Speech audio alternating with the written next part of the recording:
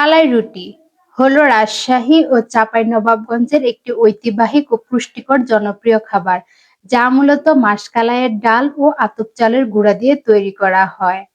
আসসালামু আলাইকুম everyone, welcome to Liza's kitchen. আজকে আমি আপনাদেরকে তৈরি করে দেখাবো মাসকলাইয়ের ডালের রুটি। এই রুটিটি মূলত বিভিন্ন ধরনের ভর্তা দিয়ে খাওয়া হয়। ঝাল ঝাল ভর্তা, বিশেষত শীতের সকালে উপভোগ করা হয় এই রুটিটি। প্রথমেই আমি এখানে নিয়ে নিলাম 1 কাপের মতো মাসকলাইয়ের মিহি গুঁড়া, অবশ্যই এটা যাতে মিহি হয়। তারপর এখানে আমি নিয়ে নিলাম চালের গুঁড়ো 1/3 কাপ এবং গমের আটা নিয়েছি 1/4 কাপ। এখন এর মধ্যে দিয়ে দিব পরিমাণ মতো লবণ। সবগুলো উপকরণ খুব ভালো করে মিক্স করে নেব।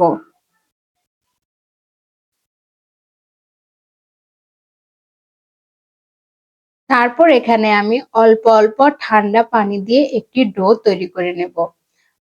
খেয়াল করবেন পানিটা একেবারেই দিয়ে দিবেন না, একটু একটু করে এভাবে পানিটা দিয়ে একটি ডো তৈরি করে নেবেন। তো ডোটা বেশি নরমও হবে না, আবার বেশি শক্ত হবে না, ঠিক এই রকম টেক্সচারের একটি ডো তৈরি করে নিতে হবে। দেখেন ডোটা তৈরি করেছি, আমার হাতে কিন্তু একটুও লেগে নেই। এখন আমি এখান থেকে ছোট ছোট করে লিচি কেটে নেব। আপনাদের হাতে সময় থাকলে এটাকে 10 থেকে 15 মিনিট রাখতে পারেন, তবে আমি এখনই তৈরি করতে চলে যাব। এখান থেকে আমি একটি ডো নিয়ে নিলাম। এই রুটিটা পিড়া বেলুন দিয়ে তৈরি করা হয়নি, এটি হাতের সাহায্যেই বানাতে হয়। তো আমি এরকম একটি প্লেট নিয়ে সেখানে এরকম করে মথে একটি গোল শেপ করে রুটি তৈরি করেছি। তা আপনারা দেখেন আমি হাতে কিন্তু এভাবে নিয়ে আস্তে আস্তে শেপটা করে করে নিচ্ছি। অবশ্যই এটা কোনো রকমের গুঁড়া ইউজ করা যাবে না। আটা বলেন, মাসকলাইয়ের ডাল বা চালের গুঁড়া কিছু ইউজ করতে পারবেন না। এটাকে আপনারা টোটাল একটি রুটির শেপ দিতে হবে পানি দিয়ে। একটু পরপর আপনারা হাতে পানি নেবেন এবং এভাবে হাত দিয়ে চেপে চেপে একটি রুটি তৈরি করবেন। দেখছেন আমি একটু পরপর পানি দিচ্ছি আর একটু একটু করে চেপে চেপে একটি রুটি তৈরি করে নিচ্ছি। অবশ্য আমি অত ভালো করে তৈরি করতে পারি না, যারা খুবই এক্সপার্ট তারাই খুব ভালো করে এটাকে তৈরি করতে পারে। তারপরও আমি আপনাদের সুবিধার্থে দেখিয়ে দিচ্ছি। আমি দুটা নিয়মে এটা তৈরি করে দেখাবো, আপনাদের যেটা সুবিধা হবে আপনারা ঠিক ওইভাবে এটাকে তৈরি করে নিতে পারেন।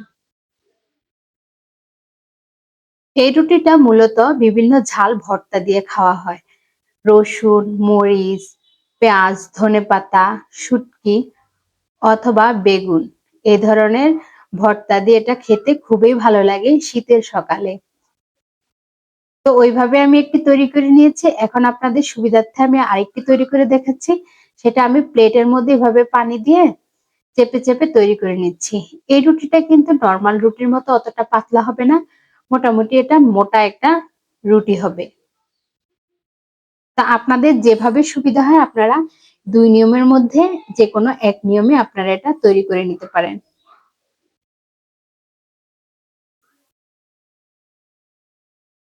অবশ্যই পানিটা ভালো করে দিয়ে নেবেন, না হলে কিন্তু রুটিটা ভালো করে হবে না, যে কোনো এক জায়গায় চিকন বা পাতলা বা মোটা হয়ে যেতে পারে।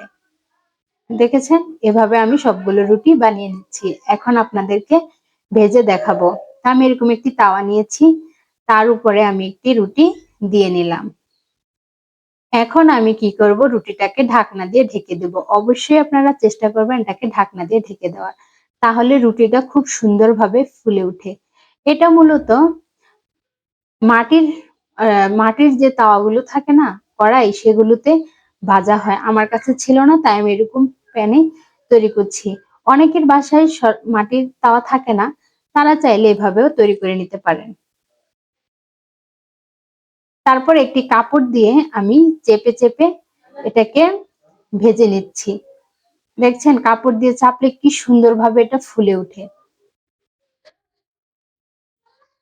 তো এভাবে আমি কাপড় দিয়ে চেপে চেপে এপাট ওপাট করে ভেজে নিচ্ছি। আপনারাও চেষ্টা করবেন এভাবে ভেজে নেওয়ার। তাহলে রুটিটা সম্পূর্ণভাবে ভাজাও হবে, স সব দিকে হবে এবং ফুলে উঠবে। ফুলে উঠলে রুটিটা খেতে খুবই ভালো লাগে। আমার রেসিপিগুলো যদি আপনাদের ভালো লেগে থাকে, তাহলে আমাকে কমেন্ট করে জানাবেন। বন্ধুদের মাঝে শেয়ার করতে ভুলবেন না। যারা নতুন বন্ধুরা আমার রেসিপিগুলো দেখতে আছেন, তারা অবশ্যই আমার চ্যানেলটাকে সাবস্ক্রাইব করে দিবেন। এভাবে আমি একে, একে সবগুলো রুটি ভেজে নিচ্ছি। আমার কাছে হাতে বেশি সময় ছিল না, তাই আমি বেশি ভর্তা তৈরি করিনি। শুধু বেগুন ভর্তাটা দিয়েই আজকে আমি এই রুটিটা খাবো। আপনারা চাইলে হাঁসের মাংস অথবা যেকোনো ভর্তা দিয়ে এটা খেতে পারেন। দেখেছেন ফুলার কারণে উপরের ছাদটা কতটা সুন্দর হয়েছে?